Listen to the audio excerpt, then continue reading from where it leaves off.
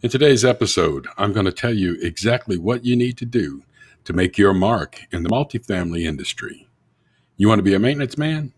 Well, stick around. I'm going to tell you exactly how to succeed.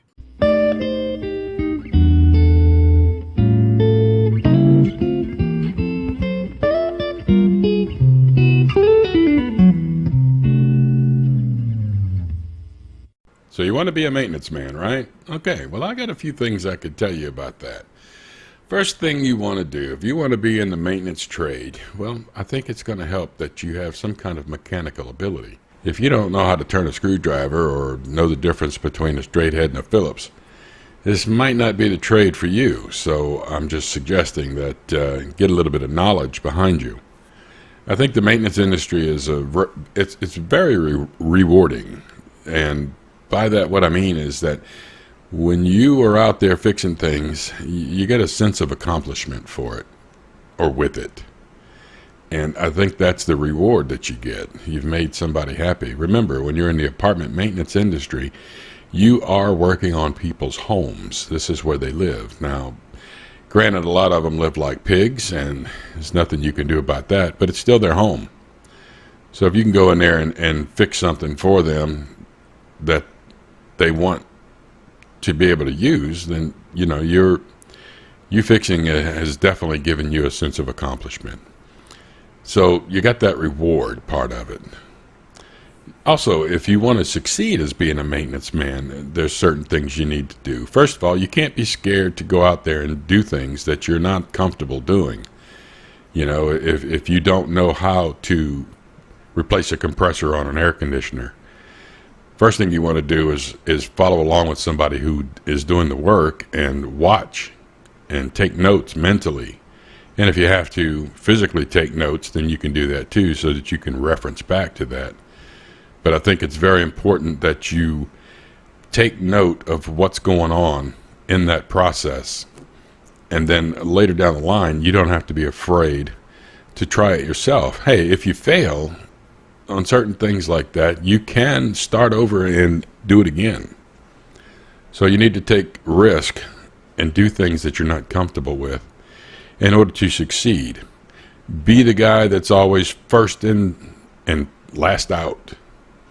You know, keep your surroundings clean and clean up the clutter that's around your shop.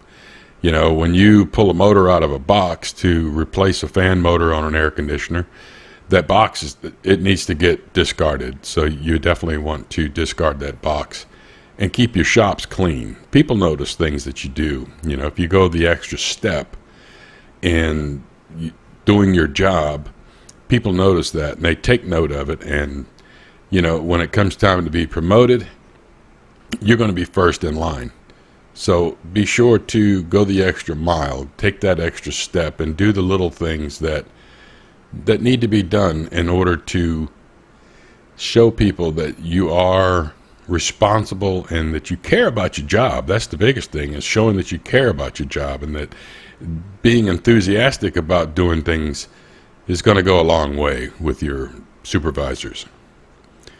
Next thing I think you need to do is concentrate on getting some good quality tools. You don't have to go out and buy those tools all at once. You know, you can pick up a couple of good screwdrivers. Myself, I'm a Klein man, so I like using Klein tools. So I didn't buy all of my Klein tools all at once. You know, here and there I bought pieces and moved the old stuff out of my tool bag to make room for the new quality, better tools that I have now. It's taken me many years to put together some good quality tools that I feel comfortable using, and I've used them for so long now that it makes a big difference when you're using a quality tool.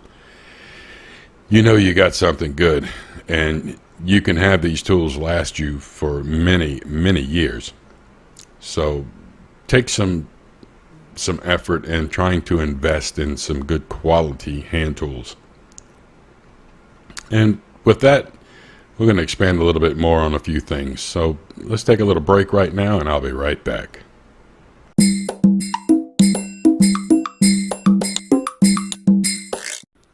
I want to start off this segment by letting you know how I got started in this business. It's a pretty funny story, actually. And I can still remember it like it was yesterday that I was working for a moving company at the time. I think I was probably 17 years old.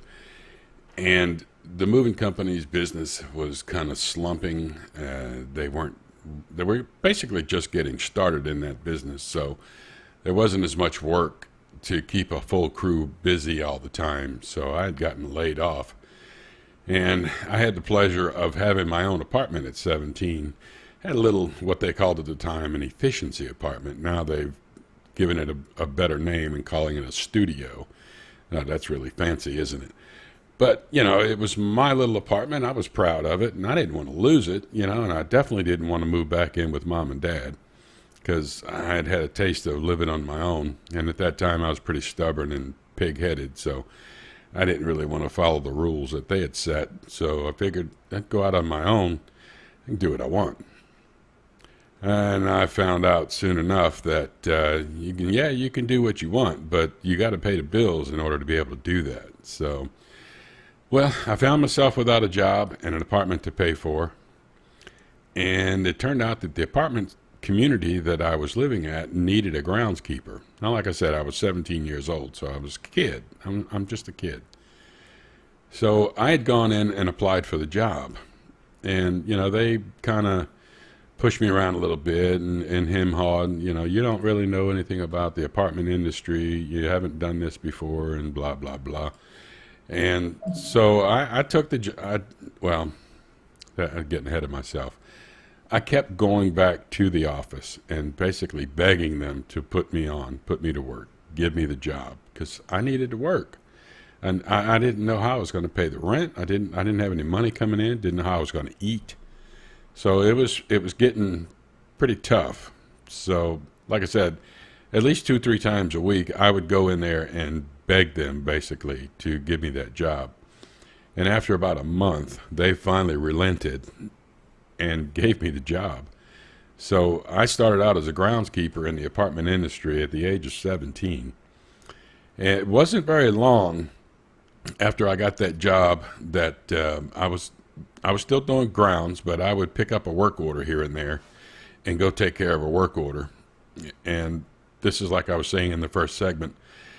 When you do things that are out of your comfort zone, people notice, especially if you're successful at it. And if you're not, you can keep at it until you are. But I would go out and do work orders when I wasn't doing the grounds, and they noticed that.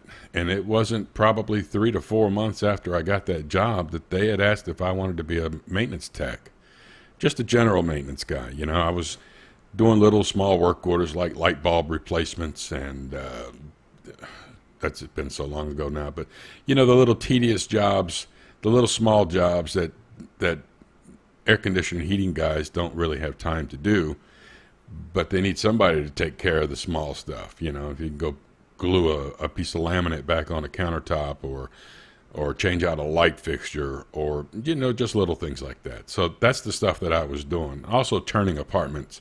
That's really the place where I shined at that time.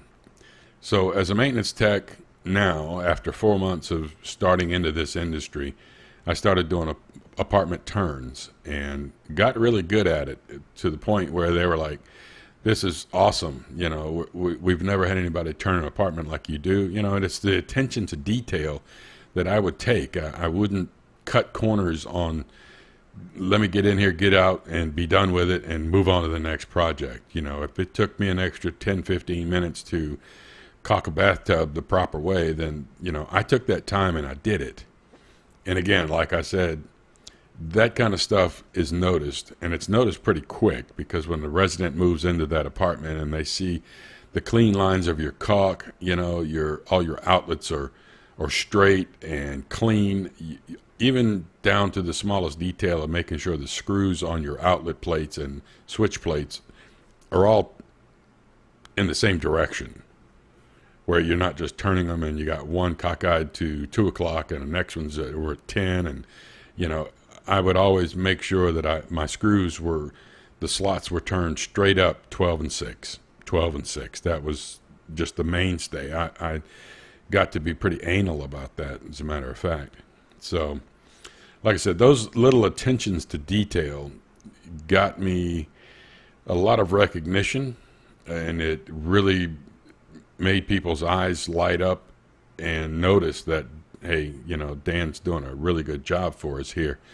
He would probably be the next guy we would promote to, maybe a lead tech, or at that time, they were doing a lot of level 1, level 2, level 3 technicians, and I was a low grade level 1 at that time. I'd probably say that I was in there for maybe 6 more months as level 1 tech, and I'd been punched up to a level 2 tech, which meant that I was going out and doing a little bit more intensive electrical work, maybe a little bit more of the harder plumbing type work. I was no longer turning apartments, except for when they needed a backup. I would go in and fill in for somebody. But it was more going out and doing the work order part of the job, And we've all seen that, where there's certain work orders that certain people can do, and there's certain people that can't do certain work orders. So I was the number 2, almost a lead tech at that point. And it wasn't very long that I got moved up to be a maintenance supervisor. Now, like I said, now I'm probably hitting 18 years old and been asked to be a maintenance supervisor on a property. Granted, it was a small property. It was probably only 150 to 180 units or something like that. And it's been so long ago now, I don't remember I know the name of it, but and I won't go into that. But again, it's the attention to detail. It's the willingness to want to go out there and put yourself out there to do things that you're not comfortable doing. And then once you get that under your belt, where you've done this job that you weren't comfortable with to start with, now you're getting comfortable at it, and you can do it, and you can perfect it. You can get better at it. You can find ways to do it faster and still do a good job at it. That's the thing that gets you noticed. So if you want to be a maintenance technician in the apartment industry and in the multifamily business, you have got to do things right. I always harp on this. I don't like cutting corners on any kind of a job, because it's just going to come back and bite you in the butt later. So that's one of the things that is most important, is to make sure that you're doing a good job, and that you're doing that job to the best, the absolute best of your ability, and to do it right. And if you don't know how to do it right, you can find ways and find out how to do it, and not have to cut the corner just to get in there and get out. I'll be right back.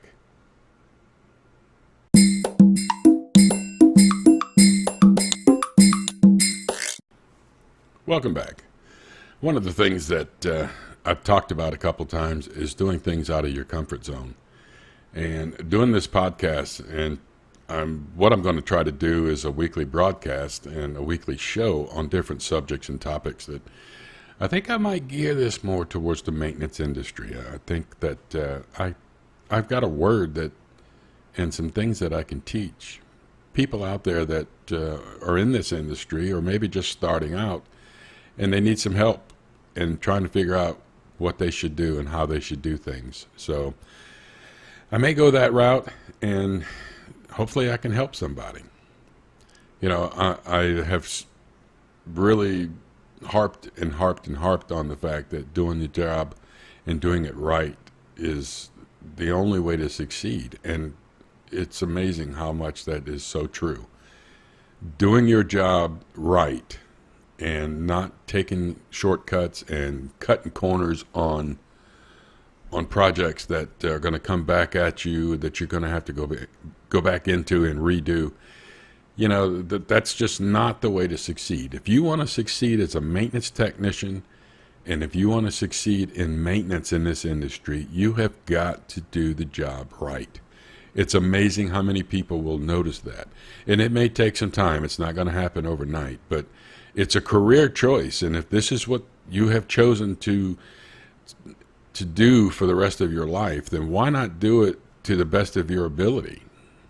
If you want to succeed and maybe move up the chain and climb that ladder of success and be the supervisor of a property. Listen, this is what my motto was for a long time. Like I said way back in the beginning, I was a very stubborn person. I was pig-headed. I was headstrong. And my dad and I did not get along because I wanted to do what I wanted to do. He wanted me to do what he wanted me to do. And I was still going to do what I wanted to do. So with that mindset, from early on, I did not want to be told what to do. In this industry, you're always going to be told what to do, and I've come to learn that. But what I had figured out early was that, in order for me not to be told what to do, I really honestly want to be the guy telling other people what to do. And what I started doing was going out there and beating people to the punch. And that's just when I was a technician. I would go do things before I was told to do them because I didn't want to be told what to do. But I saw things that needed to be done, so I just went ahead and went and did them so that nobody could tell me what to do. And then eventually it turned into where, I want to be a supervisor because I don't want a supervisor telling me what to do. And I thought that was going to work. And, I butted heads with a few managers here and there because, even as a supervisor at a young age, I still had that mentality that I don't want to be told what to do. And that's another thing that you need to remember. You're always going to have a boss. You're always going to have somebody telling you what to do. And in order to reduce the amount of stuff that people are telling you what to do on, if you see something, just do it. And that way, if they're not telling you what to do, you've already done it. So they don't need to tell you what to do. That's a little bit of a ramble on and on about not telling me what to do, I know. But honestly, that's the biggest success story that I can tell you on how to succeed as being a maintenance technician or a maintenance engineer or a service manager of an apartment community or in the multifamily business, is to make sure that you're going the extra mile. Beat the people to the punch. If you don't want to be told what to do, beat them to the punch. Go ahead and if you see something, do it. Fix it. Make it right, And then after you do it, you can say, hey, I took care of such and such. I knew it. Or you can just leave it quiet and let them discover that, oh, I saw that yesterday and now I went back to look at it and it's fixed. Oh, I wonder who did that. And they'll ask, who took care of such and such? Oh, I did. Oh, hey, great job. I appreciate that. That stuff goes a long way. You'll get noticed really fast. So that's how you're going to succeed. You got to go the extra mile. You got to do things right. You have to take the initiative to do things on your own so that people aren't having to come to you and tell you, well, why don't you pick up that bottle out there in the yard? That's something that you should be just doing. And after a while, it becomes automatic and you just do it. And again, people notice that kind of stuff. You're going to be noticed really fast. So that is my little quick story on how to succeed in the maintenance industry. If you want to be in the multifamily business, it's a fun job to be in. There's a multitude of personalities that you're going to have to deal with. And that can be interesting at times. It can be a little frustrating at times. And it can be rewarding at times. You'll get to know some really interesting people. And it's just all part of life. Whatever you do in life, you're going to have situations that you're not happy with. So make it yours. Own the job. That's another key. Own your job. If you are the maintenance technician and it's your responsibility to complete work orders, then own that. Be the guy who owns his job. People are going to see you and they're going to recognize that, and you're going to succeed in this industry. I promise you. It may not happen overnight, but it's going to happen. This is Dan Giles. Thanks for listening, and we'll see you on the next episode.